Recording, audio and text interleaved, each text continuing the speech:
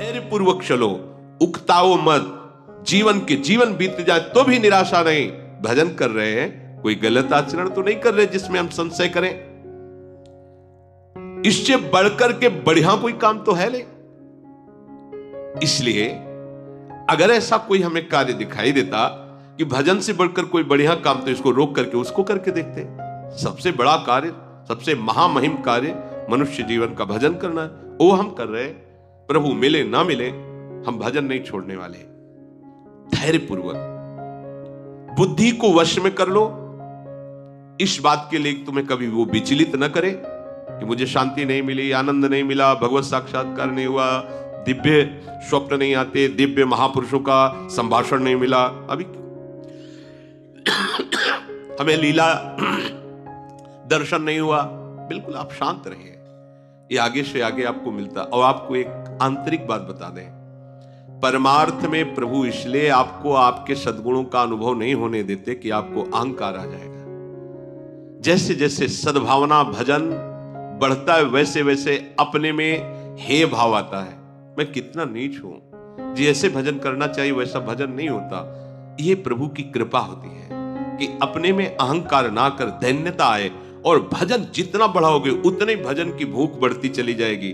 कभी आपको ऐसा नहीं आएगा कि मैं बहुत भजन करता हूं। जब आपको बात आएगी तो हृदय से आएगा कि जैसा भजन होना चाहिए वैसा नहीं होता। ये सच्चे भजनानंदी का लक्षण है। उसका हृदय बोलेगा चल रहा है, बस एक क्रिया मात्र चल रही, जैसा होना चाहिए वैसा नहीं हो रहा, क्योंकि उसके सामने वो महापुरुष हैं जो प्रेम रस में डूबे हुए हैं, देख रहा है उनकी स्थिति को, तो उसको अपनी स्थिति बहुत लघु लग रही है।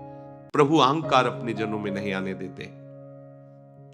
संसार का महत्व हट रहा है, प्रभु का भजन बढ़ रहा है, यही हमारा परम लाभ है, परम सिद्धि है। तो शनै शनै रूपर में तो धीरे धीरे तुम विषयों को छोड़ो। शनै शनै क्यों कह रहे? जैसे सेवक जी कह रहे, सहित सहित बाढ़े भगति। आज से एकदम ये नहीं, ये नहीं, ये नहीं, ये नहीं, 1 2 दिन 4 दिन 5 दिन फिर उसी में गिरोगे, ऐसे नहीं। एक एक विषय को समझते जाओ धीरे धीरे, और जो छोड़ते जाओ उसे दोबारा पकड़ो मत।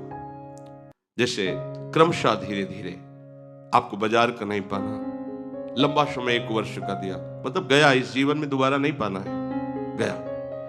ये हम उन उपासकों को कह रहे हैं जिन्होंने भगवत प्राप्ति का दृढ़ निश्चय करना है या कर चुके हैं, जो सीधे लक्ष्य बना चुके हैं इसी जन्म में भगवत प्राप्ति।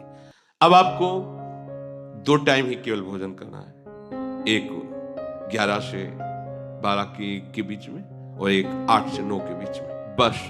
फिर नहीं लेना, कुछ नहीं लेना। ये रसेंद्री का संयम प्रारंभ हुआ।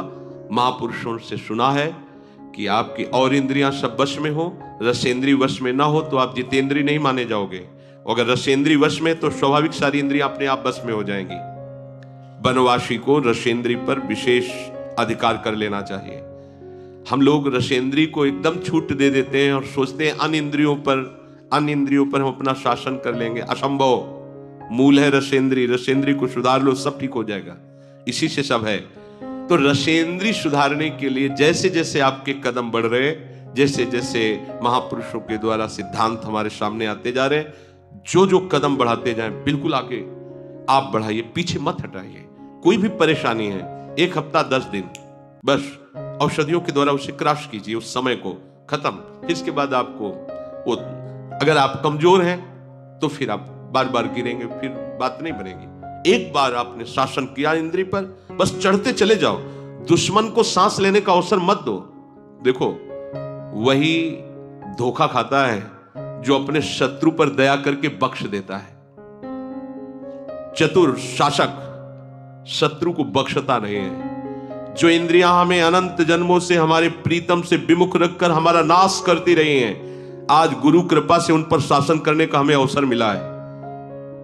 दुश्मन नीचे दब चुका है, आप ऊपर से उसको छोड़िएगा नहीं, आप चढ़े बैठे रहिए जब तक उसकी दम ना निकल जाए, फिर बात हो जाए। उसकी दम निकल गई तो अब हमारी दम रहेगी।